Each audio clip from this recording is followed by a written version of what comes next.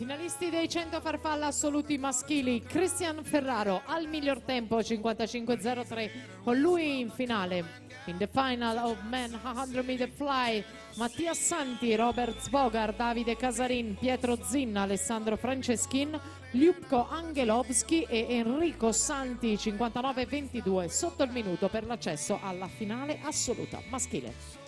Dorso femminile, ricordiamo a tutte le atlete e gli atleti del dorso che in questa specialità è opportuno liberare la vasca prima della partenza successiva. Francesca De Stefani, Sella Marina e intanto 1:20 e 44.